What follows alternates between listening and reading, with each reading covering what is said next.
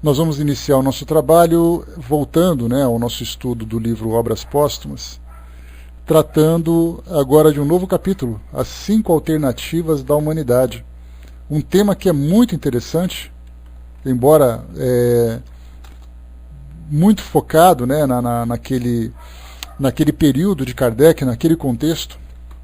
Consequentemente, nós teremos aqui algumas colocações de Kardec que para nós hoje tem pouca relevância, como é o caso, por exemplo, do materialismo, né, que a gente vai conversar naquela época, onde o positivismo estava muito presente, onde a ciência era algo que realmente desafiava as religiões naquele período.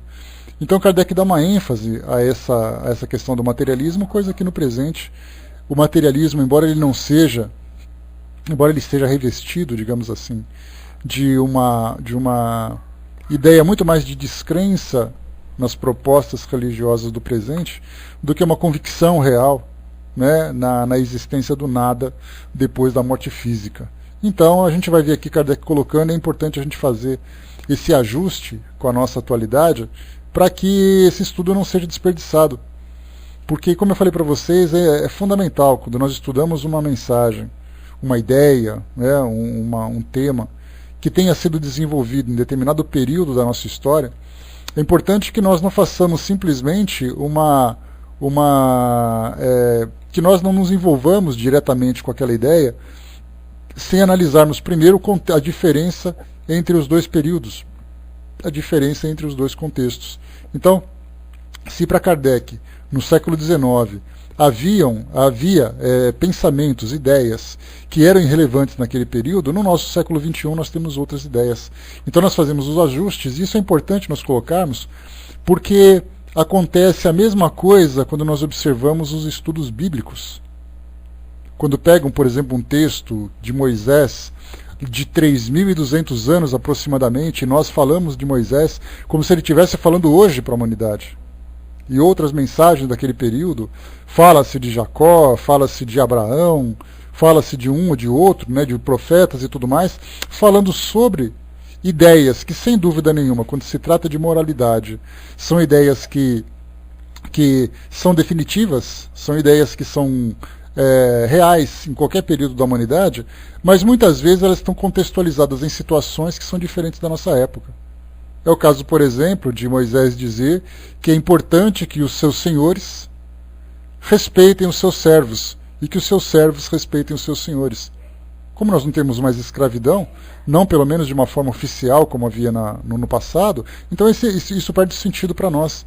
Então, o que Kardec vai colocar para nós aqui é exatamente esse pensamento. São 5 alternativas da humanidade, ou seja, 5 formas que a humanidade tem de se relacionar consigo mesmo, no sentido de avaliar sua própria existência, e também com Deus, quando Deus for um elemento a ser considerado. Arnaldo colocou que na época de 1850 era muito forte a ideia do positivismo. Era aquela ideia do rompimento, da ruptura com a religião institucional, com a época do iluminismo, o próprio positivismo começando a se desenvolver, então muito diferente do que tem hoje. No Brasil, por exemplo, nós temos igrejas evangélicas em todo lugar, a Igreja Católica sólida em todas as partes do mundo ocidental. Então nós temos ali novas filosofias que chegaram, então muito diferente daquele período. Né? Beijinho, Aninha. Vamos lá então, as 5 alternativas da humanidade. Kardec faz uma pequena introdução, vamos lá? Somente a ciência poderia comprovar se esta ou aquela teoria tinha validade. Né? Então nós tínhamos desde aqueles que eram apenas religiosos, aqueles que eram convictos dentro do pensamento positivo.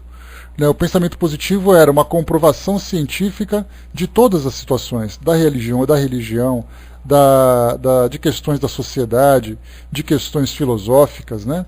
E nós temos ali aquele período intermediário, aquele grupo intermediário, que era aquele que tentava unificar esses dois pensamentos, que era o que aconteceu, por exemplo, com a doutrina espírita, que trouxe para nós a fé, mas de uma forma raciocinada. Então, conseguimos ali unificar essas duas ideias, e foi bastante combatida, por incrível que pareça, pelas duas alas, né? Tanto pela ala religiosa, que não aceitava o espiritismo em virtude de suas práticas, e da mesma forma a ciência, que não aceitava o espiritismo, embora utilizasse o método científico, exatamente porque crer em alguma coisa que não podia ser provado pela ciência. Né? Então ficava ali naquele meio, era uma situação bastante interessante.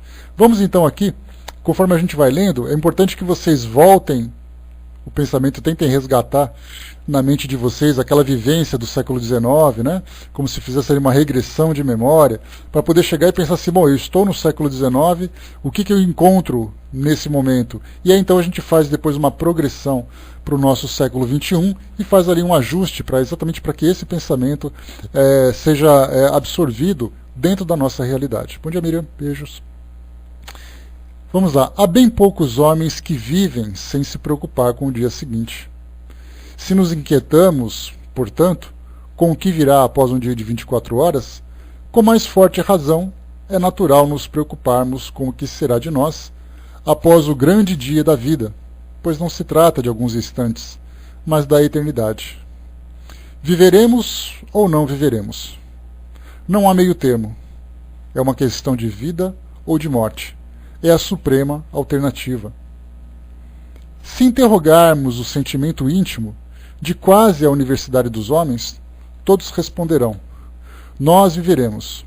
Ou seja, até aqui, se perguntar, quando você morrer fisicamente, vai acontecer alguma coisa com você? Você vai desaparecer ou você vai continuar existindo? Como Kardec coloca, se nós perguntarmos, quase a universalidade, quer dizer, quase a totalidade dos seres humanos, vão acreditar que existe alguma coisa além da vida física. Não importa qual seja, se você vai para Shangri-La, se você vai para o sétimo céu, se você vai para Nosso Lar, se você vai para o paraíso, se você vai lá encontrar com as 7 virgens, lá segundo a visão do islamismo, não importa, sempre é no pro Éden, não importa, todos acreditam em alguma coisa. E isso é muito positivo, porque significa que as pessoas não se veem apenas como um elemento material, mas se veem como um elemento espiritual dentro do mundo material. E aí, a partir do momento em que se rompe essa ligação com o mundo material, o mundo espiritual então se torna o destino de todas as almas, o destino de todos os espíritos. Então, essa é a ideia que naquela época era assim e hoje também não é diferente. Esta esperança é para eles uma consolação. Entretanto, uma pequena minoria se esforça, sobretudo de algum tempo para cá, para lhes provar que não viverão. Esta escola fez prosélitos, é preciso confessá-lo, e principalmente entre aqueles que, temendo a responsabilidade do futuro, acham mais cômodo gozar do presente sem constrangimento, sem serem perturbados pela perspectiva das consequências. Mas isso é a opinião de uma minoria. Vamos voltar aqui para a gente recapitular o que Kardec colocou. Ele traz para nós, então, que essa pequena minoria que tentava trazer uma demonstração de que a vida terminava no momento em que a vitalidade física se extinguia, ela fez prosélitos, ou seja, ela começou então a ser divulgada e conquistar admiradores, conquistar seguidores. Esses são os prosélitos.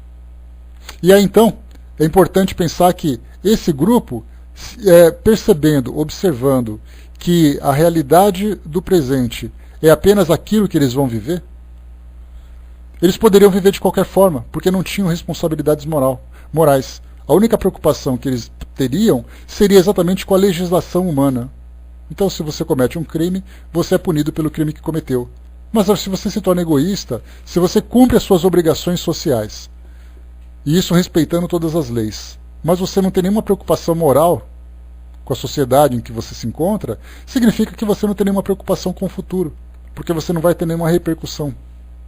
Eu posso, por exemplo, negar assistência a alguém, eu posso ver alguém no chão se estribuchando, ensanguentando, eu passo, não dou a mínima para essa pessoa, e eu faço isso simplesmente com a consciência tranquila, porque eu não tenho obrigação nenhuma de fazer nada por ela. Eu não terei nenhuma sanção, ou não sofrerei nenhuma punição, pelo fato de eu viver a minha vida sem preocupação com ela. Não existe nenhuma lei dentro da legislação humana que me obrigue a fazer alguma coisa por uma pessoa que tem necessidade. Por isso, então, colocando, temendo a responsabilidade do futuro, acham mais cômodo gozar o presente sem constrangimento, sem serem perturbados pela perspectiva das consequências. Mas isso é uma opinião de uma minoria. Se vivemos, como viveremos? E em que condições estaremos? Aqui, os sistemas variam com as crenças religiosas e filosóficas. Quando Kardec usa a palavra sistema, era muito comum naquela época, sistema significa um conjunto de ideias que direciona o raciocínio das pessoas, apresentando ali os seus argumentos. Então, por exemplo, o Espiritismo pode ser um sistema que aborda a vida espiritual? Sim, pode. O catolicismo pode ser um outro sistema. O ateísmo pode ser um outro sistema. Cada um desses sistemas traz ali a sua teoria. Arnaldo colocou, ouvimos no meio espírita que a doutrina espírita não tem como objetivo fazer prosélitos. Mas como não fazer isso? Quando ela nos fala docemente de esperança, consolo e harmonia das leis divinas, é que o proselitismo, Arnaldo, ele é uma ação um pouco mais agressiva. Quando você tenta convencer a pessoa, você se aproxima de alguém e começa a insistir para que ela compreenda aquilo que você quer, e você tenta convencê-la de que a sua ideia é mais sólida, é mais real do que a ideia que ela abraça. Isso é o proselitismo. Já o Espiritismo, ele apresenta uma proposta. Você pode aceitar ou não aceitar. Num debate, por exemplo, você pode até, num debate teológico, apresentar os seus argumentos, mas a ideia do debate ela foi inicialmente apresentada. Agora, você não invade, você não viola a crença de ninguém, tentando demonstrar que ela está errada e que o Espiritismo está certo. O espírita que faz isso, que você chega, por exemplo, para uma pessoa que é católica ou é evangélica e começa a bater boca com ela para provar que ela está errada e que você está certo, isso é proselitismo. E a sua atitude nesse caso está errada. Então a doutrina ela conquista as pessoas pela lógica das suas ideias, pela sua proposta, mas ela não procura desfigurar aquilo que o outro acredita. Então, quando a gente fala em proselitismo, a gente vê muito isso, né? Aqueles que são mais apaixonados, aqueles que são mais fanáticos pelas crenças que abraçam. Na política, a gente vê muito isso. No futebol, a gente vê muito isso. Porque proselitismo dá a impressão de que é uma palavra estritamente religiosa, né? Mas não é. Quando você começa a discutir que o seu time é melhor do que o outro, você está tentando conquistar o outro, violando aquilo que ele acredita. Num debate político, quando você fala que o seu candidato é melhor, que o outro não presta e tudo mais, isso é proselitismo. Então, se na doutrina nós encontramos uma situação como essa, aquele que o faz de uma forma muito equivocada. Tanto que nós observamos que, por exemplo, na Revista Espírita, que eu sempre falei para vocês que é fundamental que nós tenhamos essa visão, na doutrina espírita, na Revista Espírita, nós encontramos Kardec respondendo a cartas de pessoas, mas ele responde às cartas das pessoas. Ele não ataca as religiões, mas ele defende exatamente o seu ponto de vista a partir das dúvidas que são apresentadas. Então a gente pode ver que até mesmo a postura de Kardec era uma postura diferenciada. E se nós fazemos isso, certamente o fazemos de uma forma muito equivocada. Fernando colocou, né, não convertemos, elas vêm por amor ou pela dor, como nós chegamos pelo amor ou pela dor também, né? Nós encontramos ali uma leitura, nós encontramos uma situação, nós encontramos ali um convite, e aí nos apresentamos, nos interessamos e tudo mais, sem que ninguém tenha dito para nós que aquilo que nós acreditávamos é errado. Somos nós que buscamos uma nova ideia. Né? Bom dia, pessoal que chegou. Continuando aqui para nós. Todavia, todas as opiniões sobre o futuro do homem podem se reduzir a 5 alternativas principais, que vamos resumir sumariamente, a fim de que a comparação seja mais fácil e que cada um possa escolher, com conhecimento de causa, a que lhe parece mais racional e que melhor responde às suas aspirações pessoais e às necessidades da sociedade. Olha a proposta de Kardec aqui. Vamos fazer uma comparação daquilo que cada uma dessas filosofias apresentam e aí então cada um escolhe aquilo que é melhor. É assim que funciona. Continuando. Estas 5 alternativas são as que resultam das doutrinas do materialismo, do panteísmo, do deísmo, do dogmatismo e do espiritismo. Vamos então a cada uma delas. Vamos ver se a gente consegue abordar todas hoje, mas como é importante a gente conversar detalhadamente para que a gente tenha um conhecimento sobre tudo isso, porque não adianta a gente debater aquilo que a gente acredita, se a gente não tiver o entendimento daquilo que os outros acreditam. Então, para que eu possa falar com propriedade daquilo que eu sei, eu preciso ter um conhecimento também geral. Por isso, inclusive, os próprios espíritos, lá no Livro dos Espíritos, ali nas questões 620, 630, por aquelas ali, nos falam que é fundamental que nós conheçamos todas as filosofias. Porque o Espiritismo, embora ele traga para nós uma proposta a respeito da vida espiritual, ele é uma parte dessa verdade. E cada filosofia que é verdadeira, cada filosofia que é séria, cada filosofia que realmente procura esclarecer o homem a respeito da sua condição espiritual, traz ali uma parcela da verdade. Talvez a prática dos seguidores seja uma prática equivocada, como nós encontraremos em todos os lugares. Mas a filosofia em si traz para nós uma ideia bastante sólida do mundo espiritual. Basta que a gente conheça, basta que a gente compreenda. Porque é muito comum a gente começar a bater boca e dizer assim, olha, aquela religião não presta, porque eu vi fulano fazer isso. Tá, mas você já leu alguma coisa sobre aquela religião? Você conhece alguma coisa dela, não das pessoas que estão seguindo? É o que acontece com o espiritismo. Muita gente diz assim, olha, espiritismo para mim é uma coisa que não presta, porque certa vez eu vi um vizinho que fez tal coisa. É a mesma coisa. Nós temos que sair dessa infantilidade e começarmos de fato a aprendermos a estudar, aprendermos a conhecer, não a fazer julgamentos.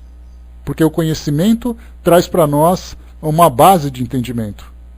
A nossa opinião pessoal, ela é simplesmente a nossa opinião pessoal. E a Miriam colocou e ainda generalizamos sem dúvida nenhuma. Né? Fernando colocou, além disso, ele é uma doutrina de estudos. Né? Toda a doutrina filosófica, Fernando, ela é uma doutrina de estudos. Nós encontramos católicos muito estudiosos, nós encontramos evangélicos muito estudiosos, encontramos muçulmanos muito estudiosos, mas de um modo geral nós encontramos seguidores muito mais apaixonados do que estudiosos. E são essas questões, né? Fraterna colocou até do Bispo Macedo. A gente pensa assim, Fraterna, aquela religião, se pegarmos, por exemplo, a igreja, você está falando de uma igreja, não de uma religião, tá? Se você pensar, por exemplo, que a Igreja Universal do Reino de Deus é uma igreja evangélica, estude a ideia dos evangélicos. Não estude Igreja Universal, não estude Igreja Batista, não estude Igreja Presbiteriana, Bola de Neve, seja lá qual for a sua denominação. Estude a ideia das igrejas evangélicas que se baseiam no Evangelho. Aí você vai entender o que pensa o Evangelho, o que significa isso. Os ensinamentos de Jesus propriamente ditos. O ensino de Jesus em toda a sua pureza. Essa é a verdadeira. Agora, quando você fala de uma igreja que faz uma interpretação daquela filosofia, a Igreja Universal do Reino de Deus não é uma religião. Ela é uma igreja que apresenta a religião. Então vamos para a religião. A doutrina espírita, por exemplo, se você for analisar a doutrina espírita baseada num centro espírita, que é a mesma coisa. A única diferença é que a Igreja Universal é uma instituição monstruosa pela sua grandiosidade, pela sua riqueza, pela sua expansão. Um centro espírita poderia fazer a mesma coisa. O Centro Espírita Leão Denis, no Rio de Janeiro, por exemplo, ele centraliza vários outros centros pequenos onde ele dá apoio, onde ele dá orientação, onde ele promove cursos. Então, se você pensar assim, a doutrina espírita se baseia naquilo que o Centro Espírita Leão Denis faz, você está errando. Porque a doutrina espírita, ela é por si mesma independente das instituições. O catolicismo, nossa, porque tem um padre que apareceu na televisão porque ele foi preso. Não se baseie naquele padre nem na igreja que ele sustenta. Se baseie naquilo que a religião apresenta. Vi na televisão um homem-bomba, vi na televisão um cara que jogou um avião num prédio. E ele é muçulmano. Aquilo não é o islamismo. Aquilo é a interpretação daquele religioso. Por isso que a gente sempre pensa, analisemos sempre a filosofia, analisemos as religiões, não as pessoas, não os seus praticantes, não as suas instituições. Essa é a grande diferença. Tá? Já foi provado que esse bispo é um verdadeiro malandro, né? Se fez a costumeidade. Olha, é uma questão da justiça, né? Não cabe a nós fazer julgamento, e até porque também as pessoas que o seguem, e são muitos seguidores, veem nele a sua virtude. Né? Então, assim, pensemos sempre que cada um segundo as suas obras. Dentro do Espiritismo nós tivemos também médiuns que se beneficiaram pela sua riqueza, nós tivemos ali também instituições que desvirtuaram os princípios básicos da doutrina espírita, então todos nós temos ali, digamos, né, os nossos esqueletos no armário. Exatamente porque seus praticantes, alguns dos seus líderes, seus seguidores, se equivocaram na interpretação. Mas foquemos na filosofia, esquecemos as pessoas e deixemos que a justiça faça o seu julgamento e a sociedade também. Né? A Sandra colocou o que é religião. Sandra, falar sobre religião, nós teríamos que falar sobre alguns pontos que são importantes. A gente tem 5 critérios, né, que nós podemos utilizar. Se a gente fala de religião, quando ela tem uma filosofia, essa filosofia significa que você vai aplicar na sua vida aquilo que você acredita. Então, por exemplo, Jesus é um líder que pregou o amor, pregou a fraternidade, pregou o perdão, pregou a humildade. Isso é uma filosofia. Se eu sou um seguidor do cristianismo, então esse vai ser o meu comportamento, me espelhando nessa referência. Se por acaso eu sou muçulmano, eu vou pegar Maomé, que foi um profeta, e todos os seus ensinamentos, e vou começar então a aplicar no meu dia a dia, aplicar na minha vida. Se eu sou um budista, se eu sou um católico, se eu sou... Católico, no caso, ele acaba sendo cristão do mesmo jeito, né? Mas não importa qual é a religião, ele tem uma filosofia. Depois dessa filosofia, ele tem uma hierarquia. Então ele tem aquele líder. No caso da religião muçulmana, por exemplo, ele tem lá o Ayatollah, por exemplo, que é um dos líderes religiosos. Na Igreja Católica Apostólica Romana, nós temos o Papa. Na Igreja Católica Ortodoxa Grega, nós temos os patriarcas. No budismo, nós temos ali os Dalai, né? os lamas, né? E cada religião tem o seu líder. Por isso que o Espiritismo ele não pode ser considerado uma religião no seu sentido puro. Porque exatamente ele traz uma filosofia, mas ele não traz uma liderança. Embora a mídia e a sociedade de modo geral, que não compreende exatamente a filosofia, começou a colocar, por exemplo, como Chico Xavier o Papa do Espiritismo. Começou a colocar, por exemplo, Uberaba como sendo a Meca do Espiritismo, o Vaticano do Espiritismo. Isso, na verdade, é um grande equívoco, porque o Espiritismo não se encaixa nessa definição. As religiões também trazem dogmas. Dogmas são ideias que você não pode contestar. A Igreja Católica, por exemplo, tem dogmas, que Adão e Eva foram os primeiros homens e que cometeram o pecado original e por isso todos sofrem. Tem, por exemplo, um outro dogma que Maria engravidou virgem, exatamente porque o sexo era visto como um pecado, e por isso então veio, através da ação do Espírito Santo, ela engravidou e gerou Jesus. Tem o dogma de que Jesus, depois que ele morreu, ele ressuscitou e foi ao céu de corpo e alma. Isso também é um dogma. Outras religiões também têm os seus dogmas. Cada religião acredita numa ideia fundamental. O céu e o inferno são dogmas. Anjos e demônios são dogmas. O que mais? Nós temos ali a filosofia, os seus rituais. As religiões, de modo geral, têm as suas práticas religiosas. As suas práticas ritualísticas, como o casamento, como a missa, como a comunhão, como batismo. Isso são dogmas, são rituais. Então o Espiritismo a gente percebe que ele não se encaixa em nenhuma dessas, com exceção da filosofia, que ele traz a sua própria filosofia. Então isso é uma religião. Juntando esses 5 elementos, eles vão se encaixando e formando depois esse pensamento, vamos dizer assim, esse pensamento completo, esse pensamento mais conjunto, vamos dizer assim. Então isso é religião. E tudo isso tem uma proposta fundamental, de fazer com que o homem se eleve em direção a Deus. Porque a palavra religião, a gente lembra sempre, ela vem do latim que significa religare. Esse religare significa religar o homem a Deus.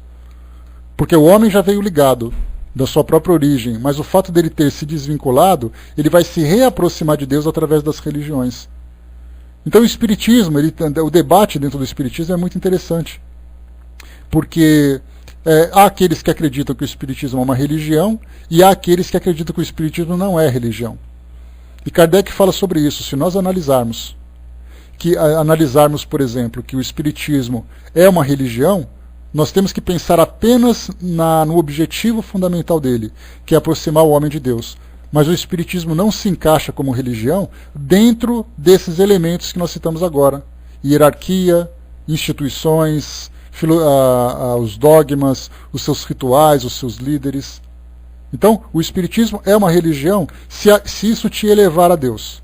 Mas as práticas das outras religiões não se assemelham com aquilo que o Espiritismo traz. Lá em cima, Asilus colocou no Globo Repórter, disseram que Valdo Vieira se afastou da doutrina espírita por causa dos dogmas espíritas. Eu não cheguei a assistir, mas essa história, mais ou menos, Asilus, mostra que Valdo tinha uma ideia de que era fundamental aproveitar a capacidade que o ser humano tem, dentro desses dons, dessas faculdades espirituais, como a emancipação, por exemplo, para poder conhecer o universo. Porque naquela época a mediunidade tinha um único e exclusivo objetivo, que era a publicação de livros, quando ele trabalhava. Esse era o entendimento que se tinha. Então ele falava assim, mas eu não quero usar a mediunidade apenas para ficar escrevendo livro. Eu não quero usar a mediunidade apenas para ficar atendendo obsessores ou receber psicografias. Eu quero aproveitar esse potencial do espírito para conhecer outras coisas. Foi isso que fez com que ele se afastasse. Porque ele não queria ficar preso dentro dessas ideias limitadas. A mesma coisa aconteceu também com o próprio Luiz Antônio Gasparetto. Ele também disse assim, olha, eu sou espiritualista. Eu fui espírita, mas aí eu comecei a perceber que ficavam me criticando porque eu vendia livros, porque eu queria fazer um outro tipo de trabalho para receber, por exemplo, preto velho, etc e tal. Então eu falei assim, olha, eu sou médium, conheço os espíritos, tenho a minha visão do mundo espiritual e vou utilizar da forma que melhor me convém. Então, dependendo da forma como o espiritismo é apresentado, ele acaba realmente sendo uma imposição.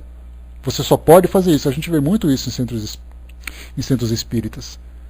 Lá você faz só isso, isso, isso. Qualquer coisa de diferente que você fizer, dentro daquilo que eles determinaram, você acaba saindo do espiritismo. Então, na verdade, a gente acaba criando também o espiritismo como se fosse uma religião. As reuniões mediúnicas são realizadas como se fossem cultos religiosos. As práticas são práticas dogmáticas. Você só pode participar de uma reunião mediúnica se você for vestido de branco. Você só pode fazer uma reunião mediúnica se você fizer uma prece daquele jeito. Você não pode fazer isso, você não pode. Então começam a colocar regras e isso acaba dogmatizando a doutrina espírita. E isso acaba afastando muita gente também.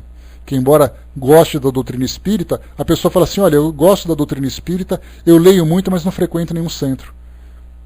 E por que você não frequenta? Porque nenhum centro se encaixa naquilo que ela espera. E aí então muitas pessoas se afastam, não só esses famosos que nós citamos agora, mas muita gente também que acaba deixando de frequentar por causa desse tipo de comportamento. A Miriam colocou qual a diferença entre espiritismo e o movimento espírita. O espiritismo é filosofia propriamente dita, né? O movimento espírita são as organizações do movimento espírita, por exemplo, no Brasil. Temos as federativas, temos as instituições, temos os homens que organizam a prática da doutrina espírita. Isso é movimento espírita. Através, por exemplo, de congressos, de publicações, de atividades. Então, esses eventos ou essas práticas são exatamente organizadas pelos homens através das instituições da qual participam. Então isso é o movimento espírita. Né? Então o movimento espírita não é a doutrina espírita. O movimento espírita é a organização dos homens para vivenciar a doutrina espírita. Se for um movimento bem organizado, a doutrina espírita vai chegar na sua pureza. Se por acaso for um movimento dogmático, um movimento cheio de incoerências e tudo mais, vai acabar então desvirtuando a própria filosofia. Arnaldo colocou uma religião em sua acepção larga e verdadeira. É o laço que religa os homens numa comunhão de sentimentos, de princípios e de crenças. Está ali a Revista Espírita, Kardec colocando em janeiro de 1868. É a definição que ele coloca.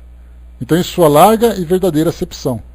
Agora, os homens acabaram transformando uma filosofia espiritualista em algo relacionado com o mundo material. Por isso, tantos equívocos que a gente vê hoje. Né? Deixa eu ver, Arnaldo colocou também, né, com essa colocação de Kardec, consigo entender. Meus discípulos serão reconhecidos por muitos se amarem. A própria definição do Espírito Verdade coloca, né? Espíritas, amai-vos, eis o primeiro mandamento, instruí-vos, eis o segundo. E a gente acaba então formando nossos agrupamentos, nossas panelinhas, e acaba desvirtuando exatamente isso. Armando colocou, infelizmente, há muitos espíritas que querem embutir dogmas de outras religiões, né? A doutrina espírita, pois a visão dos mesmos é que tudo cabe à doutrina espírita, mas a doutrina espírita não cabe nas outras religiões, né? Pois é. Então vem a nós que é bom, né? Ao vosso reino não vai nada, né? Então é mais ou menos assim que a gente vê. Então são interpretações que nós fazemos da doutrina espírita a partir do nosso ponto de vista, a partir das nossas vivências. Então, de qualquer forma, Kardec, como eu falei para vocês, Kardec traz aqui... Bom dia, pessoal que chegou. Kardec traz para nós aqui uma visão de 5 ideias, né? 5 ideias filosóficas que dizem respeito à existência do homem. Então nós falamos do materialismo, nós falamos do panteísmo, do deísmo, do dogmatismo e do espiritismo. Vamos então a cada uma delas. Primeiro, parágrafo 1, doutrina materialista. Lembra que a doutrina materialista ela não existe nos tempos atuais da forma como existia naquela época. Por isso que no início nós comentamos, é importante nós fazermos um estudo, uma análise e uma adaptação de acordo com a nossa realidade. Então ele começa, a inteligência do homem é uma propriedade da matéria. Ela nasce e morre com o organismo. O homem não é nada antes, nada após a vida corporal. É nisso que se resume o materialismo. Então a inteligência é uma propriedade da matéria, que ela nasce e morre com o organismo.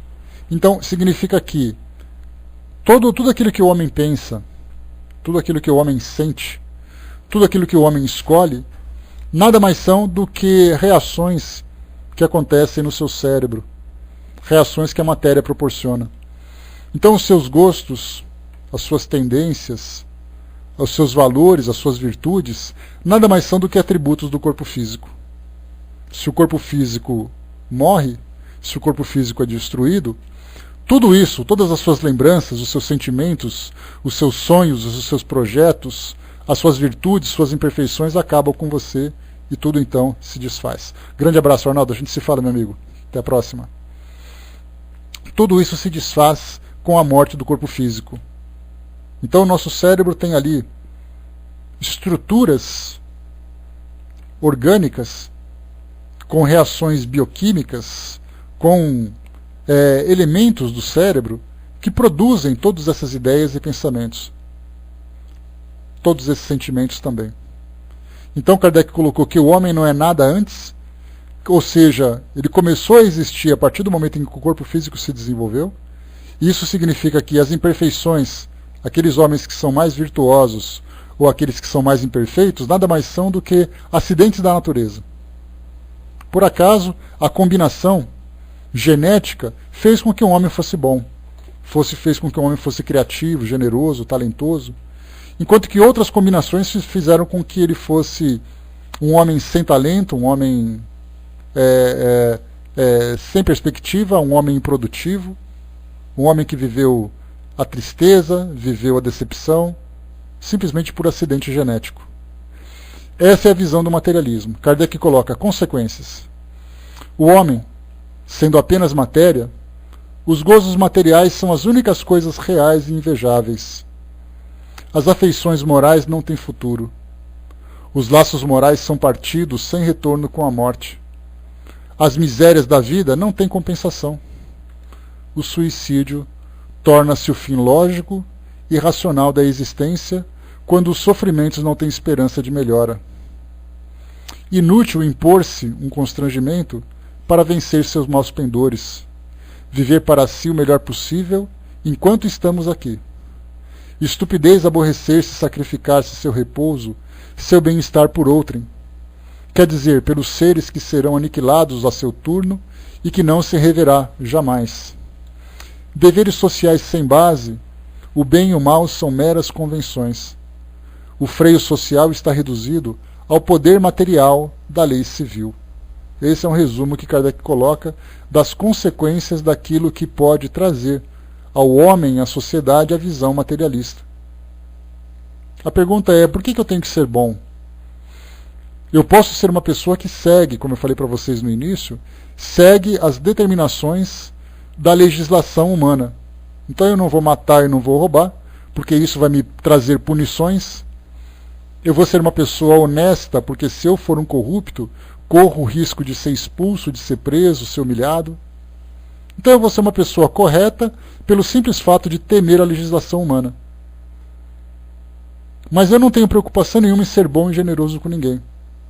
Eu não devo nada para ninguém, ninguém me deve nada, eu vivo a minha vida do jeito que eu quero. E se por acaso, isso era algo bastante comum naquela época, porque hoje a gente vê que o suicídio, que é um tema preocupante para a nossa sociedade, como diz André Trigueiro, que é um grande estudioso dessa questão do suicídio, ele nos lembra sempre que hoje o suicídio se tornou uma questão de saúde pública, onde nós temos jovens, nós temos idosos, que praticam o suicídio como uma saída para as angústias que vivem. Mas, diferentemente do que acontecia naquela época de Kardec no século XIX, as ações que levam o homem ao suicídio no presente, elas são consequências do desespero, da desilusão, da falta de perspectiva para aquilo que ele vive. Mas certamente ele gostaria de ter uma vida melhor, e até mesmo sustentado pela fé que abraça. Naquela época o suicídio era uma consequência da falta total de crença no homem. E se por acaso, é como se fosse, fazendo uma comparação, tenho certeza que vocês têm contato com essa realidade, de pegarmos, por exemplo, nossos jovens que estão jogando um joguinho de videogame. param em frente à televisão, ao computador, começam então a brincar, de repente o jogo se torna desinteressante, enjoativo, eles desligam o computador, desligam o jogo. Muitas vezes naquela época o suicídio era visto dessa forma. Já que a vida não é interessante, eu simplesmente termino com ela. É claro que tem que ter coragem para praticar esse ato, porque o homem vai ser tomado de dor, de medo, o próprio instinto de sobrevivência vai agir contra ele, e ele vai ter que ultrapassar então essa tendência a se manter vivo para praticar o suicídio, porque ele simplesmente não vê nada de interessante na vida dele. Essa era uma consequência muito presente naquele tempo. No nosso tempo hoje, o suicídio já traz uma questão diferenciada. Pessoas que têm as suas religiões, pessoas que, de certa forma, até acreditam na vida espiritual, mas procuram esse recurso para poder simplesmente aliviar aquela angústia ou aquela dor que ele vive naquele momento. Kardec coloca uma nota. Talvez não seja inútil lembrar aqui, aos nossos leitores, algumas passagens de um artigo que publicamos sobre o materialismo, no número de agosto de 1868, na Revista Espírita. Vamos lá. Seria mais ou menos assim, Fernando, porque muitos optam pelo suicídio não simplesmente para se auto-exterminar, mas para poder recomeçar de um modo diferente. Então ele fala assim, olha, não está certo esse caminho, então eu vou interromper esse caminho, fazer um reboot da vida, como você colocou, para recomeçar de um modo diferente. E isso percebe que a pessoa ainda acredita que ainda tem algo além daquilo que ela vive. Augusto Cury, Cindizinha colocou para nós, diz isso, que a pessoa que comete suicídio não quer morrer, mas na verdade quer viver uma vida sem dor. Perfeita a colocação dele. Diferentemente daquele passado. Mas ele pensa assim, muitas pessoas pensam dessa forma, fraterno. Exatamente porque hoje, dificilmente você vai encontrar alguém que não pensa no nada. A pessoa comete suicídio, mas muitas vezes ela diz assim, olha, eu estou disposta a aceitar aquilo que vem depois, desde que essa dor que eu esteja vivendo agora termine. Essa é a ideia que a gente coloca. Na visão, bom dia, Deus Superior, na visão daqueles que optam, sem dúvida nenhuma eles pensam assim. É um pensamento equivocado? Na nossa visão é. Naquele que toma essa decisão, certamente aquilo deve ser o melhor que ele pensa naquele momento. Está certo ou está errado? A doutrina espírita traz uma proposta diferente. Mas quem opta por isso, certamente pensa dessa forma. Opta pelo suicídio, porque a gente tem, por exemplo, muitos casos no presente em que adolescentes praticam o suicídio por causa de uma desilusão amorosa. E aí a gente poderia fazer um estudo exclusivamente sobre isso, falando sobre a influência da mídia, por exemplo, trazendo ali a sensualidade, trazendo assim os romances intempestivos, pessoas vivendo emoções muito intensas de uma forma muito precoce. Então você pega um garoto de 13, 14 anos, acreditando que encontrou a namoradinha na escola, que é o amor da sua vida. E aí então ele sofre uma desilusão amorosa, não consegue viver sem ela. Consequentemente ele fala, se eu não posso viver com você, sem você, se eu não posso viver com você, então eu prefiro não ter nada. É a dor que ele está sentindo. É uma desilusão que ele teve. Então esse é o pensamento dessas pessoas que praticam esse ato de um modo geral. Não veem perspectivas, sentem dores das mais variadas formas e acabam depois passando por isso. Vamos lá então, baixa autoestima, tem várias questões que poderiam ser analisadas. Vamos então ao artigo de Kardec, 1868, da Revista Espírita. O materialismo, dizíamos, fixando-se como nunca tinha feito em época alguma, colocando-se como regulador supremo dos destinos morais da humanidade, teve como efeito aterrorizar as massas, pelas consequências inevitáveis das suas doutrinas para a ordem social. Por isso mesmo, provocou, em favor das ideias espiritualistas, uma enérgica reação que deve lhe provar que está longe de ter simpatias tão gerais quanto ele o supõe, e se ilude se espera um dia impor suas leis ao mundo. Olha só o que nós colocamos para vocês. A gente vê que o materialismo naquela época, de fato, procurava combater as religiões para fazer com que as pessoas acreditassem que realmente as religiões não existem, ou as religiões são uma mentira. O mundo espiritual que elas trazem não existe. E aí então a realidade do homem é aquilo que ele vive naquele momento. Então, fazia-se um combate muito direto, um combate muito frio, muito direto, naquele período, diferentemente do que a gente encontra hoje. Dificilmente você vai encontrar alguém que tenta te convencer que a sua religião é mentira, na verdade que as religiões, de um modo geral, são mentira. Você vai encontrar um ou outro que aparece na internet, um artigo e tudo mais. Naquela época nós tínhamos grupos organizados de ateístas, que saíam às ruas, que publicavam livros, que tentavam enfrentar as religiões de modo geral, para mostrar que tudo aquilo que elas traziam era mentira, uma fantasia. Então hoje é diferente. Então, como Kardec coloca, provocou, em favor das ideias espiritualistas, né, as religiões se juntaram naquela época, provocando uma enérgica reação que deve lhe provar que está longe de ter simpatias tão gerais quanto ele supõe. E se ilude, se espera um dia impor suas leis ao mundo. Porque o materialismo naquela época acreditava que ia revolucionar o mundo, tirando da mente das pessoas a ideia da fé, a ideia de Deus. Não falo nem da ideia das religiões, porque até hoje nós também pensamos, né, que tem religiões que são certas, religiões que são erradas. Mas naquela época a ideia era que todas as religiões não prestavam. E hoje nós temos algumas pessoas que se manifestam assim, mas não da forma organizada e intensa como acontecia naquela época.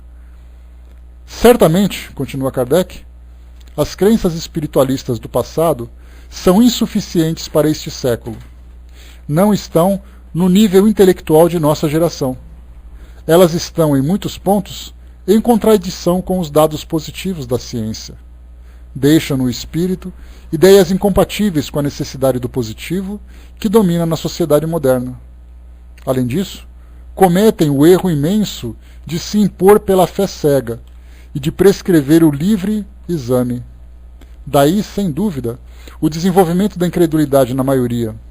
É bem evidente que se os homens fossem alimentados desde sua infância apenas com ideias de natureza a serem mais tarde confirmadas pela razão, não haveria incrédulos.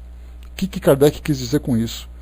Que as religiões do passado, lembra que a gente estava no século XIX, e que ainda vivia naquela época o efeito, a ação do Tribunal do Santo Ofício, que era a Inquisição.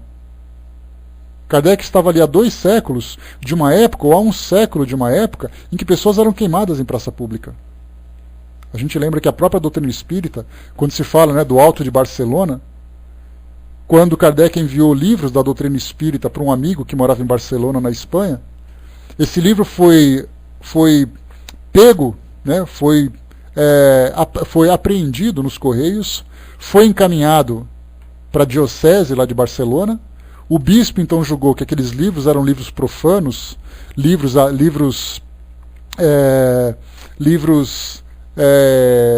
que corrompiam a sociedade, e aí então queimou em praça pública.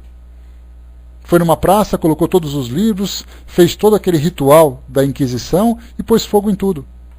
Então Kardec vivia numa época em que a Inquisição existia. E esse era o pensamento. Falava-se do catolicismo, mas um catolicismo ainda voltado para essa imposição, para essa perseguição. Hoje o catolicismo é diferente. Já não age dessa forma, procura fazer a divulgação da sua filosofia através de ações, através de práticas, mas não da forma como se acontecia no passado. Então o que Kardec colocava era assim: ou você acreditava naquilo, ou você era perseguido ou era excomungado. Então você não poderia, por exemplo, ter uma vida social normal, você não poderia ter uma vida profissional normal, a sua fé dependia da frequência. Então eu lembro que antigamente, quando eu tinha ali por volta dos meus 10 anos de idade, né, isso lá se vão mais de 30 anos, chegava então assim, eu lembro que nós tínhamos aqueles que eram católicos, todo mundo dizia que era católico porque era praticamente uma prática, e aí você perguntava assim, qual é a sua religião? Eu sou católico.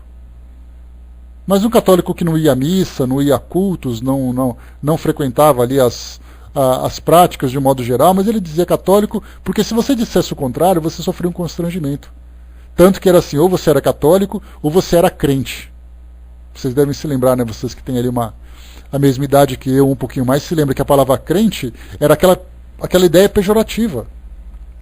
Hoje os evangélicos falam com orgulho, os evangélicos são aceitos de um modo geral, mas quando se falava que era crente, era algo negativo. Então todo mundo se dizia, né, hoje protestante, hoje pode ser evangélico, qual seja o nome que for, mas evangélico é mais usual. Mas o crente era uma palavra, era um rótulo que a pessoa usava. Então todo mundo se dizia como sendo ali o católico. Por que isso tudo? Porque a sociedade impunha isso.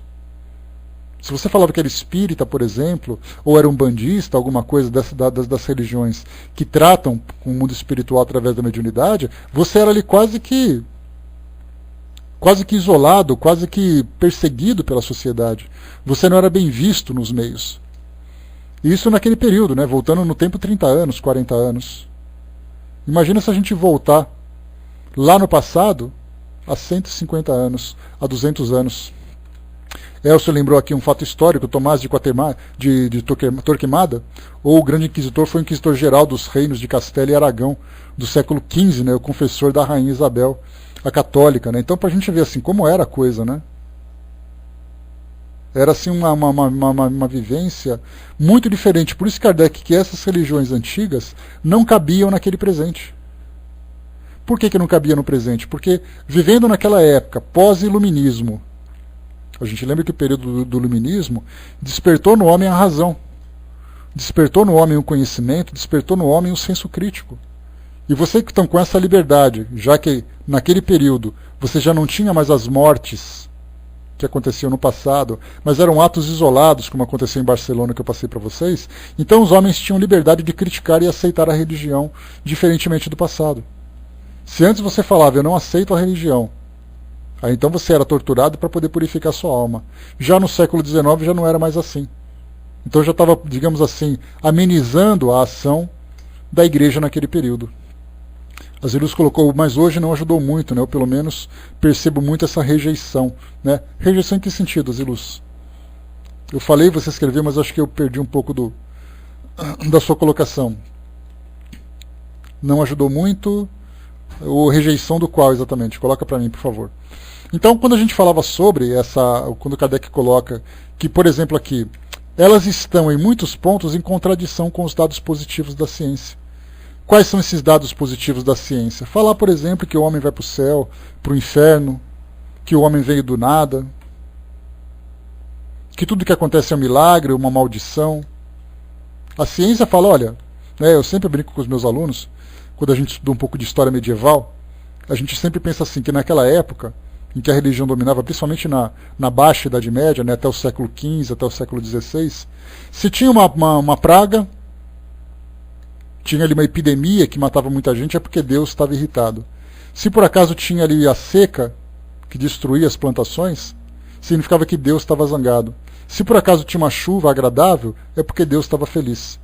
E isso vai contra os dados positivos, porque mostra, se por acaso você tem uma epidemia, é porque houve ali situações que entraram, né, em convergência, facilitando o aparecimento, como por exemplo acúmulo de lixo, desnutrição. Então a ciência mostra que uma epidemia se prolifera exatamente porque tem esses elementos que favorecem, e não simplesmente porque existe uma força divina, uma força sobrenatural que provoca isso. Naquela época a gente lembra, né, que a peste negra que assolou a Europa na Idade Média, para muitos usavam rituais religiosos para poder fazer com que Deus parasse de castigar a humanidade. Isso significa que a ideia religiosa entrava em contradição com a ciência. Deixa eu ver aqui, em dizer que sou espírita, pelo menos no meio familiar. Sim, mas eu acho que é muito localizado agora, viu, Azilus? Porque hoje a gente tem a doutrina espírita, por exemplo, na sociedade de modo geral, pelo menos os temas que são estudados pela doutrina espírita, como eu já falei para vocês tantas vezes, aparecem na televisão. Você vê isso numa...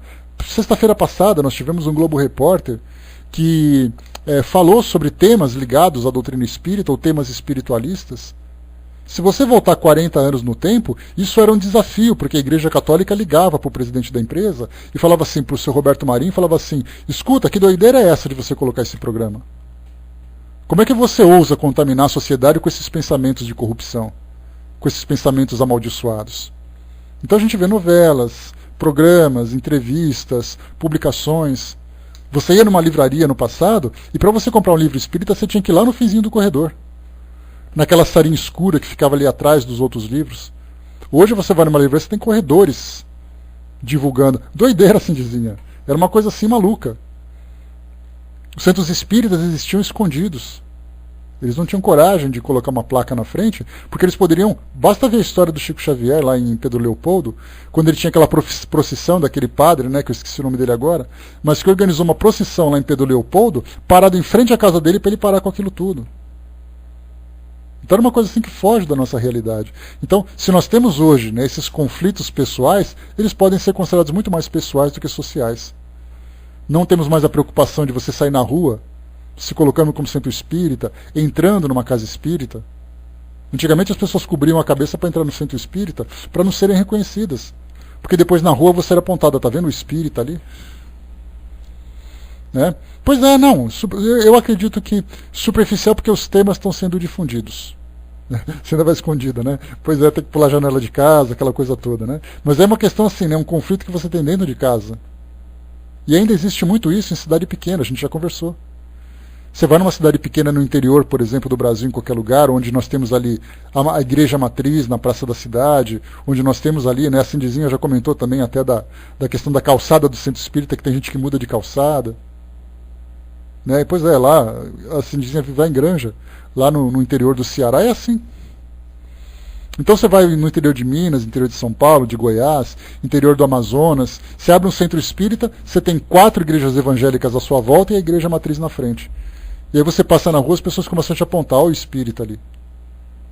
Ainda faz o sinal da cruz quando você passa. Evangélicos estão se reunindo para expulsar os espíritas ali em Palmelo, né? Então temos ali uma outra situação dessa natureza. Né? É isso que a própria Bíblia recomenda. É essa interpretação que se faz da Bíblia. Né, a ordem superior. Porque a gente lembra, né, que lá no final, lá no comecinho, né, pois é, hoje a gente que está com orgulho cheio, né, Nunes? Lá no Deuteronômio, lá nos primeiros livros, né, do Pentateuco do Antigo Testamento, Moisés falava, né, que os médiuns devem ser expulsos, os médiuns devem ser apedrejados e coisa e tal, né? Então acaba caindo nessa situação. Então, a gente tem assim situações que são... Estamos em equilíbrio, vamos dizer assim, né? Porque a partir do momento em que o espiritismo, digamos assim, começa a ganhar espaço, nós naturalmente, né, de modo geral, assim, muitos espíritas vão para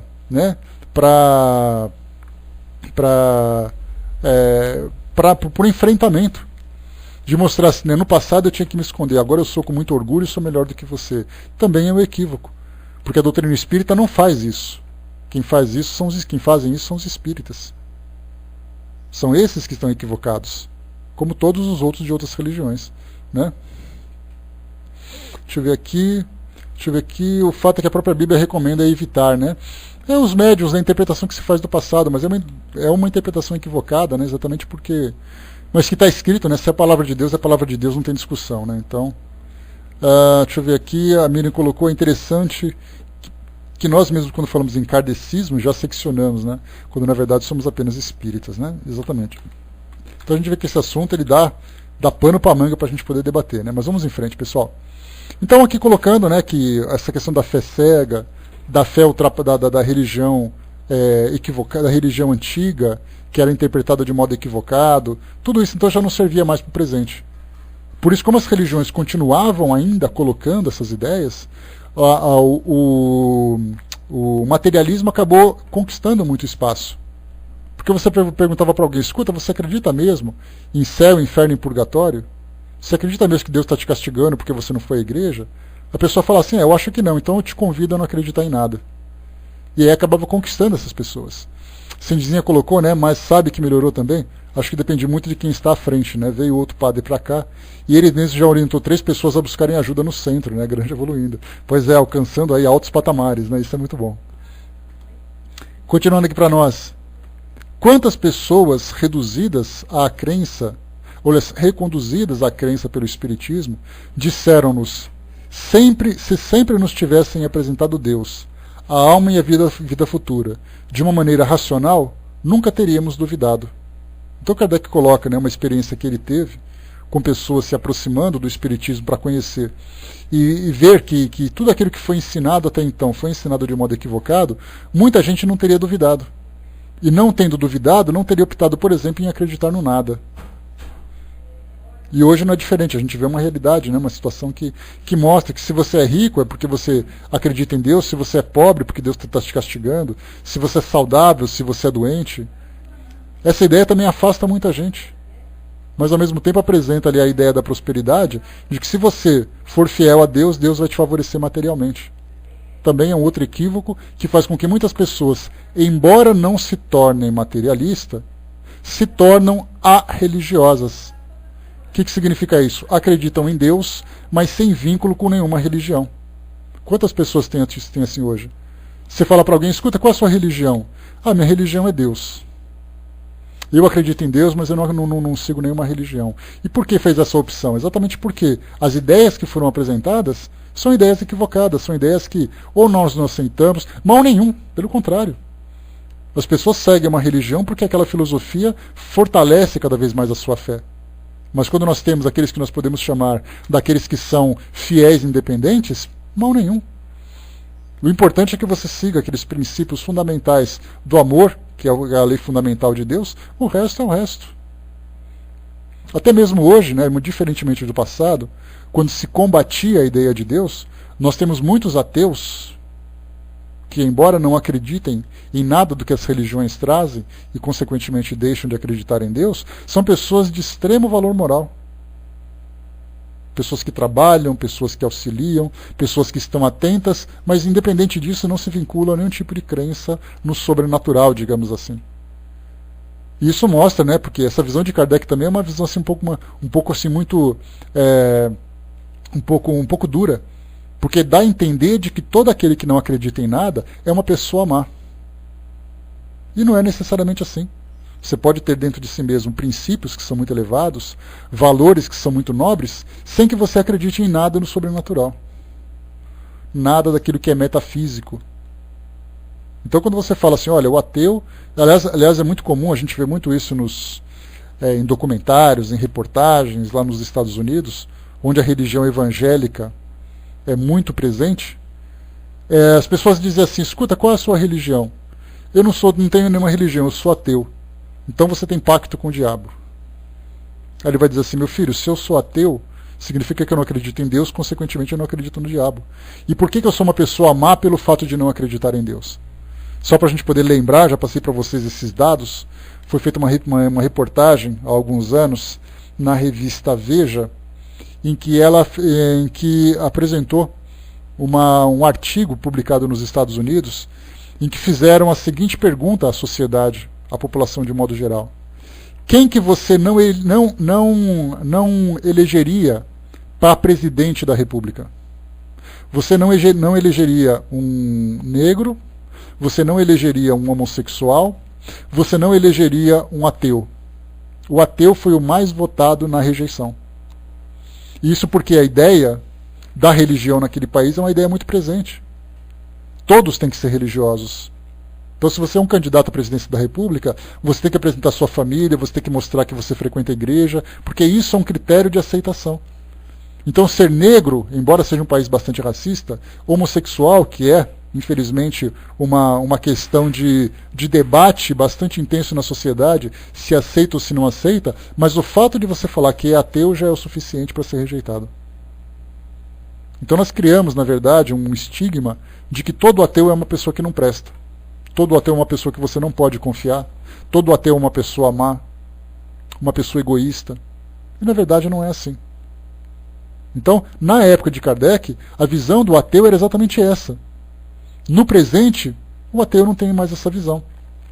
Até porque nós temos muitas pessoas que demonstram serem ateus, ou pessoas que são ateias, na televisão, mas mostram uma vida completamente diferente daquilo que se imagina. Deixa eu ver aqui, a Origem colocou, né, as pessoas, na verdade, preferem grupos, né, valores do grupo tanto faz, né? Pois é, cada um busca ali aquilo que mais se afiniza, né? A Miriam lembrou aqui, o Papa foi dizer que o ateu bom também é amado por Deus, levou um puxão de orelha, né? Pois é, mas o Papa é Papa, né? Se ele falou, está falado. O que o Papa fala fica registrado, né?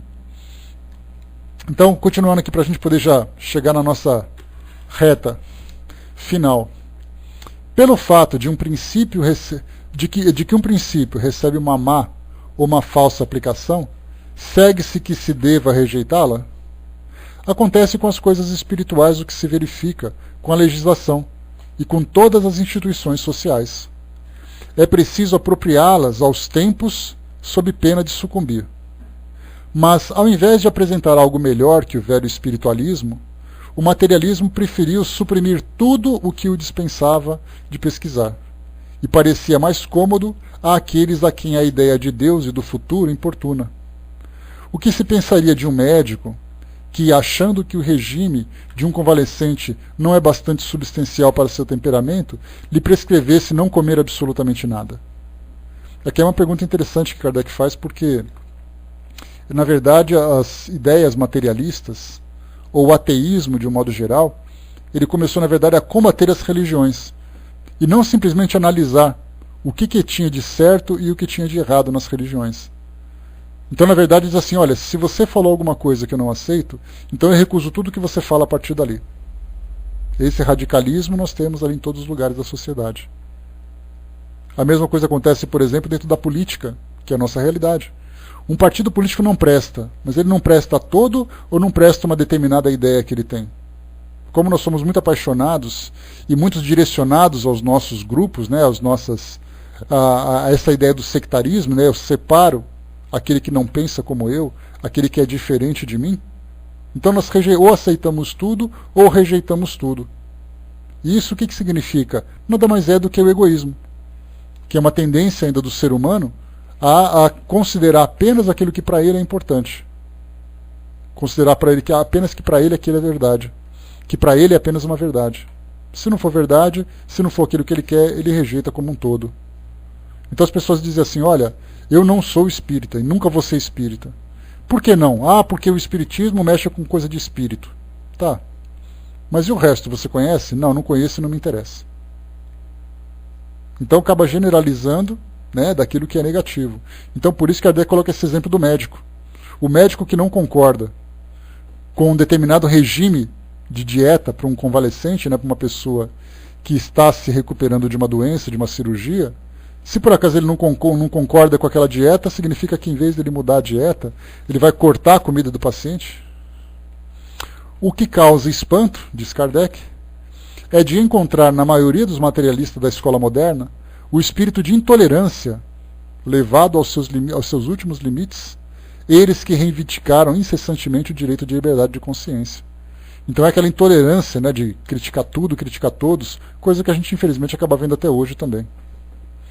Há, neste momento, da parte de um certo partido, um levante geral contra as ideias espiritualistas em geral, nas quais o espiritismo se encontra naturalmente envolvido. Aqui ele fala sobre um partido específico daquela época que ele vivia, né?